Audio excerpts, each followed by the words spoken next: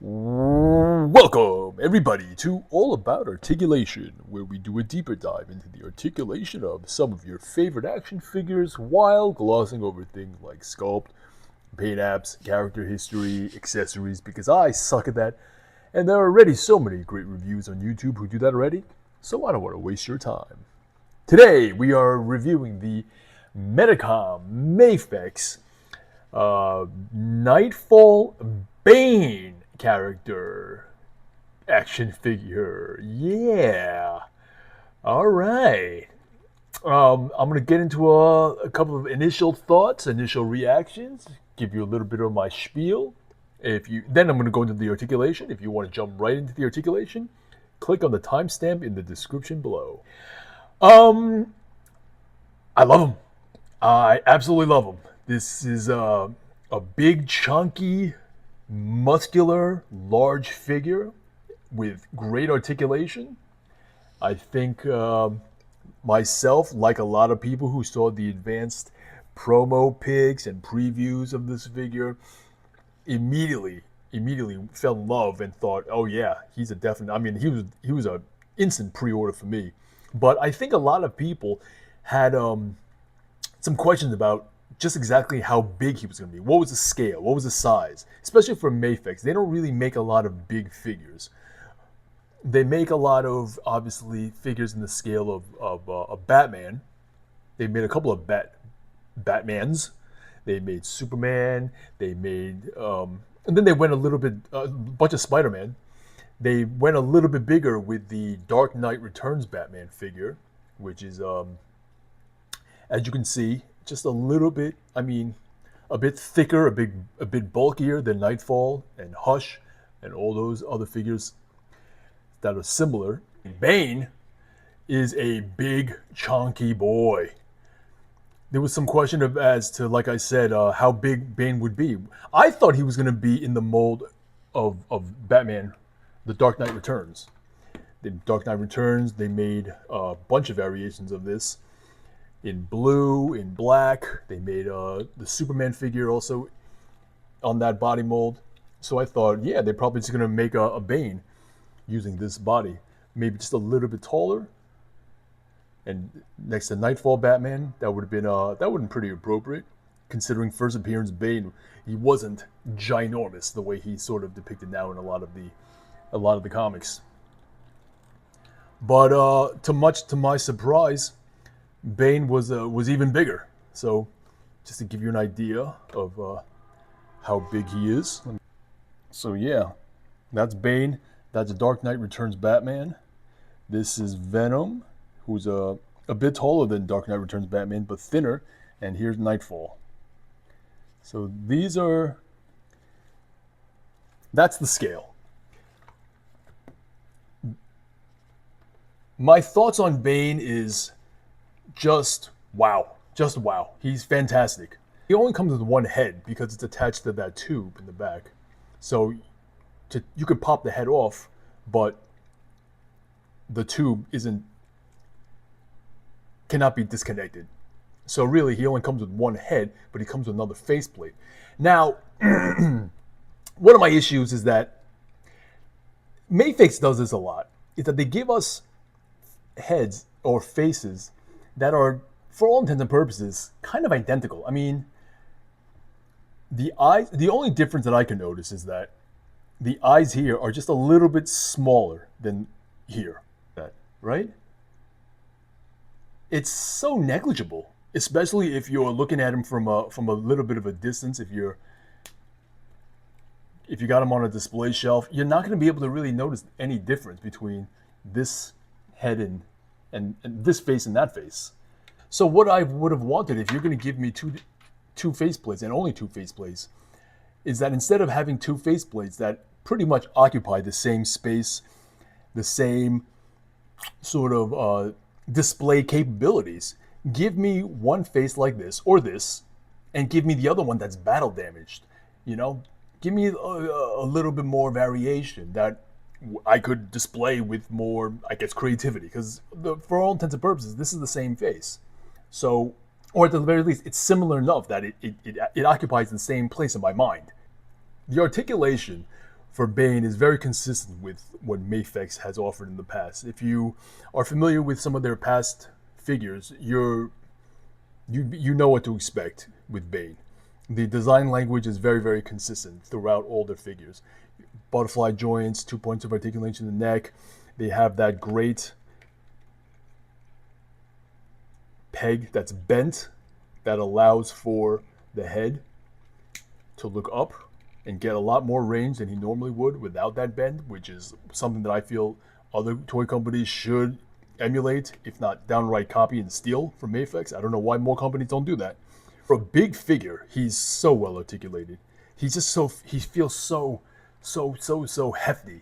So he feels like it's quality in the hand. He does feel like he has a good amount of heft to him, a good amount of like size and a decent amount of weight. Not too heavy, but a decent amount of weight where you feel like in hand, it's like a quality, big, bulky, intimidating figure. For a big guy, he can hit all different types of articulation. Okay, I got out my ruler. So BANE stands at about 7¼ inches. You can see right there, he's just 7¼ to the top of his head. This is the classic matchup, right? That we all know and love. The backbreaker and the backbreaky. A couple years back, Mafex had, they were known for their QC issues, but there's none of that here. It's all good. A couple of critiques before I jump into the articulation. If I had to be picky, one thing is the wrist peg here. I wish that was black. That there, because this is obviously the black on the wrist. That, not the gauntlet. What would you call that? I guess this is one long glove. No, right? The glove part on the hand connects to this black latex part on the forearm, so that should be black as well. Because right now they made it flesh color, so it breaks up the continuity of the glove to the forearm piece. You don't need that necessarily here, because that's where the glove ends. So that's okay for that wrist joint to be flesh colored. But that, if I had to be picky, maybe make that black. But what are you gonna do? So a real true alternate, battle damaged, ideally, faceplate, a black wrist peg. That's about it. And the ankles, which I'll get to it in a second. So, okay. Articulation, top to bottom. He's got 2 points of articulation in the neck, upper, lower. So he can look up that far up. He can look that far down, utilizing both the top and bottom of the neck. He can articulate either in isolation. So maybe if I can get this. This is how far he can look down with the top part of his neck, the top joint, and this is how far he can look up with the top part without utilizing the bottom, and utilizing just the lower part of the neck. Can't move any further back than that because the shoulder muscles block it, but he can move that far down by just utilizing the bottom of his neck. So in conjunction with both, he can look really far down. That's really good. He looks like a luchador, doesn't he? He's like a Mexican wrestler. Okay. He can hit a T-pose really far up. He's got butterfly joints.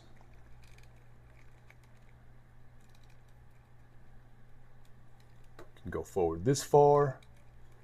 And he can touch hands, which is great. He can push his shoulders back that far back. Now again, it's a butterfly. I say butterfly joint just as a, at a convenience. It's not a real butterfly joint like Marvel Legends. It's more of a, it's just a ball socket. So it's a ball socket in the shoulder that operates. It's like a butterfly motion, but not a real butterfly joint. He's got, the arm goes all the way around. We know how that goes. the bicep joint goes all the way around. We know how that goes. Double jointed elbows. Utilizing just the lower elbow, he can hit 90. Utilizing the upper elbow, he can hit about, what would you call that? Maybe 100, 110. Together, he can hit a good, he can get a good 65. He is big. He's got some big biceps and muscular forearms, so it's going to prevent him from getting any lower than there.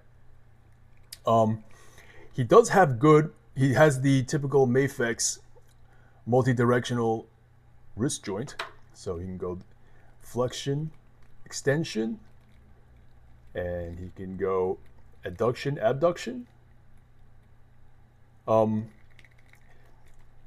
One thing I do wish that all Mafex figures do, not just BANE, is that I wish that for the future, I wish Mafex would give their wrist pegs just a little bit more length, because when you give them more length, then it gives their hands and their wrists more motion. You see, for BANE, that's as far up as you can get his wrist, as opposed to say Spider-Man. You know, he can get his hand all the way vertically. So just keep that in mind there. As you see, Spider-Man's hand can go all the way vertical, but BANE, because of the sculpt in the glove, hits the top part of that part of the forearm, the wrist, so it blocks any further movement. So that's as far up as he can go. So he can't do, for example, he can't be like a traffic cop and stop traffic. Although he sort of can, but that's about far up as he can go. But if he had a longer peg, then you could do that, push the peg all the way up and attach this hand and attach the hand to the peg there, and then he could hit that. So just as a nitpick, I just hope that for the future, Mafex gives their wrist pegs just a little bit more length, and that would solve that problem. All right, moving down to the abdomen. He's got 2 points of articulation in the abdomen, 1 upper diaphragm, 1 lower diaphragm, 2 ball joints. They both can rotate completely 360 on top and the bottom. We know how that goes. Bending and articulating the upper diaphragm in isolation would be this much. Okay, and extension is that much, a good amount of range for just the upper diaphragm back extension. Now in isolation, the lower diaphragm crunch, forward crunch is that much. The belt does get in the way. It is a floating belt that's pegged to the back of his speed. No, not speed. Well, he's not wearing the middle part. It's pegged there. It's glued in. So if you wanted to completely remove the belt, you would have to use some either hot water or a hair dryer, and you might need to just melt the glue part there, and then you can turn this into the belt into a floating belt altogether. But as of now, it's semi-floating, if not for that peg in the back. Okay, so crunching forward using both upper and lower, that's how far he gets. And his back extension using both front and lower, you can go that far back. So you get a lot of range and movement in BANE's torso articulation. And of course, because the ball joints, he can do the teapot and go side to side and all around. And he could swivel and spin and hit a lot of these dynamic poses that make that are just great especially for a figure his size. He has drop down hips, as you can see, as all Mafex do. Drop down here, again, drop down, and that of course helps him get into a split. And he can pretty much go all the way down. I mean, with maybe the exception of just a centimeter clearance. Yeah, you can fit like a pencil underneath, or an Apple stylus. Double jointed knees. No, there's no exterior upper thigh swivel, but there is. The way Mafex does it is that there's a thigh swivel motion or capability that, unfortunately, it doesn't go all the way around, but it gives you more range than it would otherwise. All you got to do is watch his feet. Ready? Watch his feet. Gives you an idea of how far out he could swivel. So that's how much range you get. You get to swivel the hips. Once again, this is neutral, right? Now watch his feet. So it's not too much. It's not too much thigh swivel, but it's there, and it's internal. Okay, double jointed knees. He can get up that high. He can kick this far up, really far up. And we already know how much you can kick the side. Oh, you can kick it that far back. Not far at all, because of his butt blocks the thigh from moving any further back. There's no boot swivel. There is toe articulation, so that's good. Now the ankles, if there's one part of his articulation that is the most, I think, problematic, would be his ankles. And normally for Mafex, they do the similar to their wrist joints. They have the multi-directional ankle joints that can go all directions and rotate and pivot and up and down, left and right, up, down, left, right, BA select start. But for BANE, for some reason, I mean, this is, just to give you an idea, this is how far down he can point his toes. That's it. It doesn't go any further than that. And this is how far up he can point his toes without using the toe joint. So he can't really even get like a Nike check.